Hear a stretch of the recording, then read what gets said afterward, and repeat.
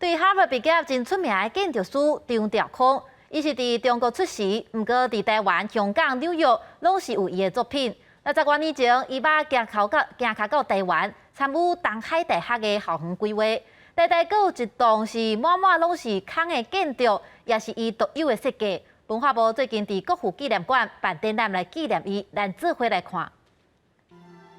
这个坑道头边雨伞形的建筑上外层，留一座走廊，适合台湾雨水高、日头炎的气候形态。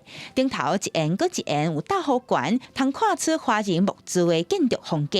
这是1958年东海大学活动中心改造计划，处处拢通看到建筑师张兆康的远见。在设计东海这些建筑之前，他其实只有6年的实务经验，做出来的东西已经是超越我们在学习这个阶段能够达到的一个程度。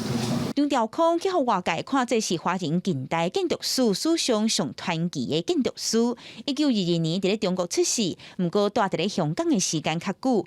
1949年，伊进入哈佛建筑设计研究院。1954年，受被闻名的邀请，甲陈其宽斗阵做东海大学创校建筑的工课，包括台大通拖洞馆、甲台北嘉新大楼，伊拢有出着力。在从事建筑设计，哪怕是王大陆这件建筑，在传统现代之间，都有一个非常非常辛苦的文化的纠结。伊兴趣内底有2种文化啊，一个就是华人的这个文化，伊到尾啊，搁去接受很现代化的西方的前卫教育，啊，你做出来的物件会做主人的。